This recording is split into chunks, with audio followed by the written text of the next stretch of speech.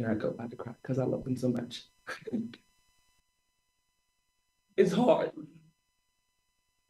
It's really, really. The text message A'ja Wilson sent to her agent after getting the news was reportedly just 3 words. This is but USA Basketball's decision to remove Wilson from the 2026 World Cup roster while elevating Caitlin Clark to starting point guard wasn't made lightly. Wilson's constant attacks on Clark, from questioning her impact to undermining her achievements, finally backfired. International basketball doesn't have time for petty jealousy. And Wilson's 2-year campaign of negativity just cost her the biggest opportunity in women's basketball.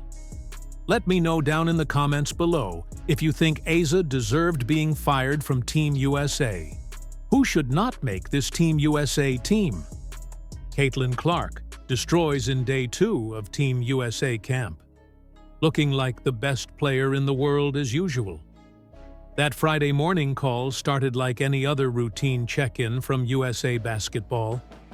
Wilson answered, expecting discussions about training camp schedules or uniform fittings for the World Cup.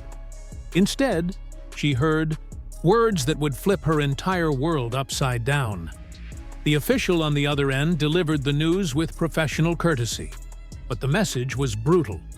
Wilson wasn't just being moved to a different position or asked to take a smaller role, she was completely off the roster. Sources close to Wilson's inner circle paint a picture of complete disbelief. Here's a player who carried 2 Olympic gold medals, who dominated WNBA competition year after year, who genuinely believed her spot on Team USA was guaranteed for life. Wilson had already started planning her schedule around international competition. She'd turned down endorsement opportunities that conflicted with World Cup dates. The idea that USA Basketball would even consider her expendable never crossed her mind. But when you start connecting the dots, Wilson's removal makes perfect sense. Go back through her social media from the past 2 years, and you'll find a consistent pattern of taking shots at Clark. It started small with comments about rookie hype being overblown. Then Wilson began questioning whether Clark's popularity was actually helping women's basketball or just creating unrealistic expectations. She'd make these remarks in interviews, always with just enough plausible deniability to avoid direct confrontation. Love, Caitlin Clark. There is no, I think she's amazing.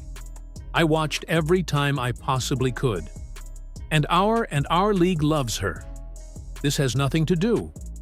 We're just doing our job. We're going to show up. Who is ever on the other team is on the other team. We don't really care. We're going to show up and do us. And so, I think this narrative of like, everybody hating on Caitlin Clark. The attacks got more pointed as Clark's star continued rising. Wilson would throw shade about shooting percentages while ignoring Clark's assist numbers. She'd complain about media attention without acknowledging that Clark was bringing new fans to the sport.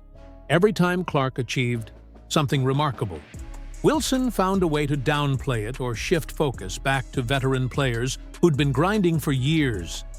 USA Basketball officials weren't just watching Wilson's public comments either. They were keeping track of how her behavior affected team chemistry during international events. Other players started noticing the tension Wilson created whenever Clark's name came up. Some veterans began distancing themselves from Wilson's negativity because they recognized how toxic it was becoming. Always knew A'ja Wilson was overrated. Eric, you got Eric. Let me see your resume. Let me see your resume.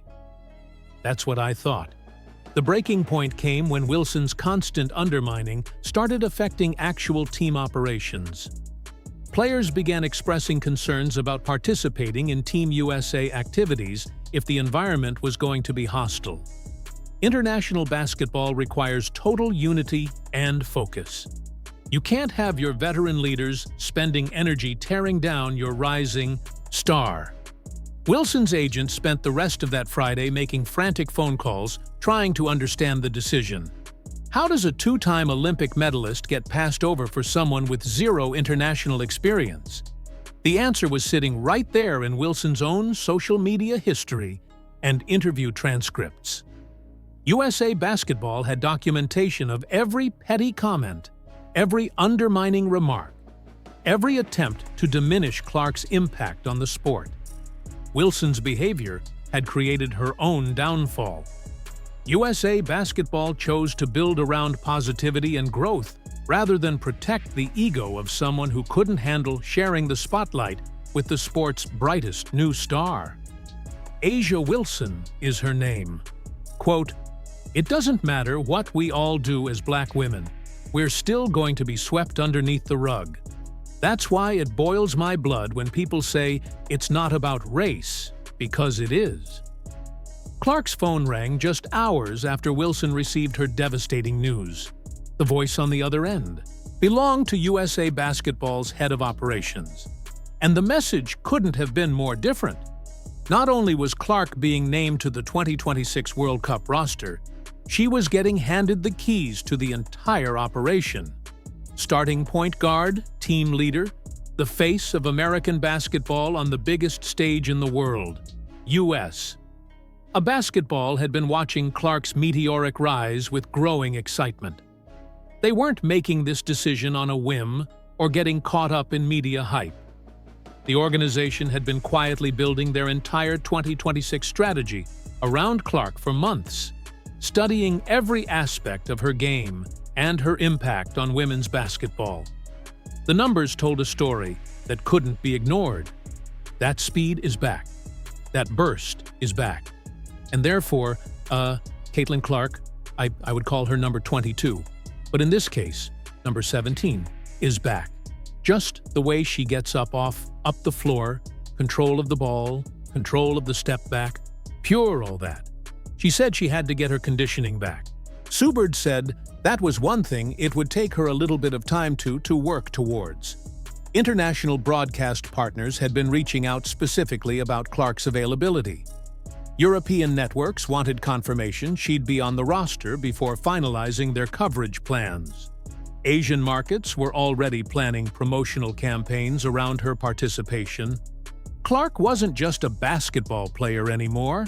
She was a global entertainment property who could deliver audiences that women's basketball had never seen before. The Nike connection added another layer to USA Basketball's calculations. Clark's signature shoe deal and international marketing campaigns had already established her brand across multiple continents. Having her represent Team USA would amplify American basketball's global reach in ways that traditional player selection never could. Corporate partnerships and sponsorship opportunities were already flooding in based purely on the possibility of Clark leading the team. USA Basketball's research department had compiled detailed reports on Clark's impact across every measurable metric. WNBA ratings jumped whenever she played. Arena attendance spiked in cities where the Fever visited. Merchandise sales with her name broke records that had stood for years. Social media engagement around women's basketball reached new heights whenever Clark was involved. They had discovered something extraordinary. This is what makes Caitlin Clark so special. All right, and this is what put pressure on defenses when she's out there, even if her shot isn't falling. All right, watch this. She gets the rebound. She's pushing the floor. Look at this tempo. Look at this tempo, fam. Pushing the floor, absolutely rushing the defense. And then, this is what happens when you do things like this. Look, watch this. Look now. Now you got a wide-open AB over here in the corner. I know it might be hard to see, but a wide-open AB. All because she grabbed that rebound and pushed the tempo. When Clark received the news about her starting position, her response revealed exactly why USA Basketball made the right choice. No complaints about the pressure, no demands about role definition, no questions about veteran hierarchy. Clark simply expressed gratitude for the opportunity and asked what she needed to do to help the team succeed. The contrast with Wilson's reaction couldn't have been starker. The starting point guard announcement carried deeper meaning than just basketball strategy. USA Basketball was signaling their commitment to players who could unite rather than divide. Clark had already proven her ability to bring teammates together and elevate everyone around her. She represented the positive energy and inclusive leadership that international competition demanded. Clark's elevation to Team USA's starting lineup marked the official transition from old guard thinking to a new era of women's basketball. The organization chose to embrace the future rather than cling to the past. They picked growth over stagnation, unity over division, and global impact over protecting individual egos that couldn't handle the sport's evolution. Caitlin knows when to do this, when not to do this. That's what makes her special. Now, there are other guards that can recognize when to push the floor and when not to. But I'm just pointing out what's special about Caitlin, along with those 3 balls that she can knock down. When her shot isn't falling, this is what makes her a weapon. Although her shot isn't falling, people still respect her to the level where they're like, "Hey, she can get hot, man. We're not going to just allow her to be open just because she missed 1, 2, 3 shots. We're not going to allow that, man. Stay on her." That and that gravity that she holds, man. It opens up the defense like this.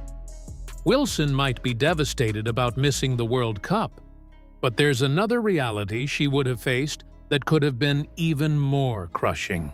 The special treatment she's gotten from WNBA referees for years simply doesn't exist when you step onto the international stage. FIBA officials operate under completely different standards than the league officials who've been protecting Wilson's aggressive style of play. UNBA referees have spent years managing games with marketing considerations in mind. They know which players drive ratings. They understand the league's need to maintain competitive balance. They're aware of endorsement deals and storylines that need protecting. Wilson has benefited from this system throughout her career, getting favorable whistles that allow her physical style to dominate without consequence. Only A'ja Wilson could get away with this. Look at this. And ESPN called this a highlight. You could clearly see both feet come off the ground and land again. That's illegal. And let's check this out. A double dribble. She spins, touches it with 2 hands. Like this is first-grade stuff. The refs, of course, they miss it because it's A'ja Wilson. She's dribbling, touches it with 2 hands on the spin move, gathers it, and passes to a teammate. And watch this, a travel. That's her pivot foot. Like this is some Angel Ree type stuff. Like 3 in 1 game. That's horrible. International referees couldn't care less about any of that. They answer to FIA, not American television networks or league executives trying to manage storylines. These officials come from dozens of different countries and have zero investment in protecting individual American players' statistics or reputations. They call fouls when they see fouls, regardless of who's committing them or what it might mean for that player's performance. Watch any FIA competition compared to WNBA games, and the difference becomes crystal clear. International officials call hand checks that WNBA referees ignore. They whistle moving screens that somehow get overlooked in league play.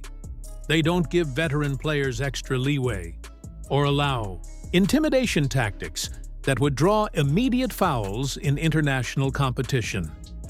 Anybody see in the 4th quarter A'ja Wilson's trying out for an offensive lineman position in the NFL? And then, look it. If you don't want to be pissed off, don't watch this. In overtime, a moving screen with 2 minutes left. And this is the biggest shot of the game after fouling out Boston for last. Wilson's physical approach to basketball works in the WNBA Because she gets protection from officials who understand the league's priorities. She can push opponents around in the post, extend her arms while defending, and use her body in ways that would accumulate fouls rapidly under international officiating standards. Her success relies heavily on getting favorable treatment that international referees have no reason to provide. Clark's style presents the complete opposite dynamic. She doesn't need special protection to excel. Her game is built on skill, basketball IQ, and fundamentals that translate perfectly to international competition. She doesn't rely on physical intimidation or borderline illegal plays that require referee discretion. Clark succeeds through pure basketball ability that works regardless of how strictly games are officiated. So, we got a 4-point game in the middle of the third, and this is an offensive foul, right? That's what the refs say. This how fair the WNBA is, but this is not a moving screen. That was way worse. And not only that, it led to 3 points, and called this a foul on the Fever. This is the worst moving screen I've ever seen. And this in the fourth quarter in a 4-point game. Oh, it gets worse in overtime. A moving screen right in front of everybody. And then guess what? It leads to a 3-pointer in a 2-point game with 2 minutes left. Another moving screen. Instead of calling this a moving screen on A'ja Wilson, they call a foul on the Fever. I can't make this crap up. International referees focus entirely on basketball. Fundamentals. They don't care about protecting certain players' ability to dominate through physical advantages or favorable whistles. They call games consistently based on actual rule violations, not league politics or marketing considerations that influence WNBA officiating. Wilson's absence from Team USA saves her from discovering that her WNBA dominance might not survive international officiating standards. The global stage